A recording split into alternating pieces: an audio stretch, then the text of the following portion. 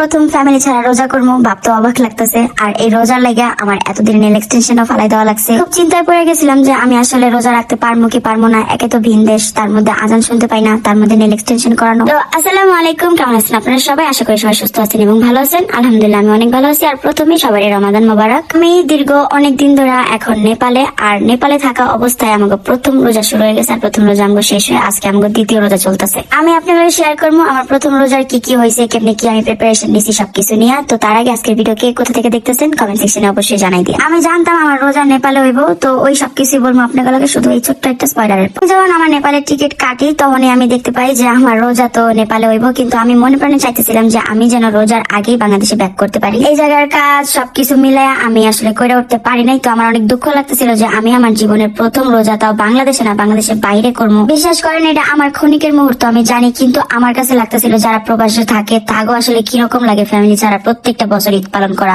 অত ইমোশনালি কথাবার্তা না কই, আমি কাঠমান্ডু ব্যাক করি রাত্রে 8টা সাড়ে 8টার দিকে, কিন্তু ওই জায়গায় 8টার ভিতরে সব সেলুন বন্ধ। আর নেল এক্সটেনশন রিমুভ না করাইলে আমি কেমনে রোজা রাখবো? এরপরে অনেক কষ্ট করে একটা সেলুন রে কইয়া হাতে পায়ে দইরা ও গনে যাই আমি তাড়াতাড়ি করে দুইজনের মাধ্যমে নেল এক্সটেনশন আর আইল্যাশ এক্সটেনশনও রিমুভ করাই। কারণ আমার কাছে লাগতেছিল যদি আইল্যাশের কারণে রোজা না হয় তাই আমি কোনো রিস্ক নিতে পারতেছিলাম না। যাই হোক গা, কোনোভাবে আমি নেল এক্সটেনশন সবকিছু কমপ্লিট করাই রাত্রের খাবার আমি নিয়ে আসি, মানে আমার সেহরিতে আমি যা খাবো। একটা বাংলা হোটেল থেকে আমি একটা সেট মেনু নিয়ে আসি, যেটার মধ্যে একটা চিকেন, রাইস, ডাল, সবজি আর একটু ভর্তা এরকম টাইপের কিছু আসছিল। সেহরিতে আমি এমনি তেমন একটা খাইতে পারি না, আর তার মধ্যে আমি একটু ঘন্টা খানিক লেগে ঘুমাইছিলাম। আমার আম্মুর আমি বলে রাখছিলাম প্লিজ আমার এই সেহরি শুরু হওয়ার টাইমে একবার কল দিবা, সেহরি শেষ হওয়ার টাইমে একবার কল দিবা, আবার ইফতারি কখন করা লাগবে আজানের আগে আমার একটু কল দিবা, কারণ এই জায়গায় যেহেতু আজান নাই আমি কেমনে বুঝবো। তো আলহামদুলিল্লাহ আমি বাংলাদেশের টাইম মেনটেন করে আম্মুর মাধ্যমে আমার প্রথম রোজা কমপ্লিট করছি, আর আজকে আমার দ্বিতীয় রোজা কন্টিনিউ চলতেছে। একটা কথা অবশ্যই মাথায় রাখবেন, আপনি দুনিয়ার যে কোনো প্রান্তে যান না কেন, আপনি যত কিছু করেন না কেন, আপনার লাইফ আপনার কাজকর্ম এক সাইডে, বাট আপনার দিন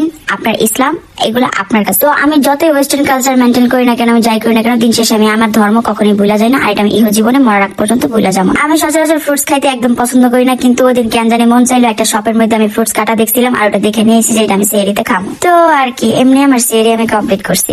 আম্মুরে ফোন দিয়েছিলাম, খাওয়া দাওয়া শেষ, কইতেছে যে আর 3-4 মিনিট বাকি আছে আজান দেওয়ার, তো মোস্ট প্রবাবলি এখন মেবি আজান। এখন আমি জাস্ট এই জায়গায় পশ্চিম খুঁজে বাইর করতে হয়েছে কম্পাস থেকে, ফোন থেকে, তো বের করছি ওদিকে পশ্চিম। এখন জাস্ট আমার সাথে তো চাই নামাজ এরকম কিছু নাই, বাট আমার চাদর আছে, ওটা দেখলে আমি নামাজ পড়বো, পরে আমি ঘুমাবো, কারণ কালকে সকাল সকাল উঠতে হবে। তো এই জীবনের প্রথম রোজা আমি বাবারে ছাড়া আর পুরো দেশের বাইরে, অন্যরকম না, আজান নাই, কোনো কিছু নাই না, হোয়াটএভার।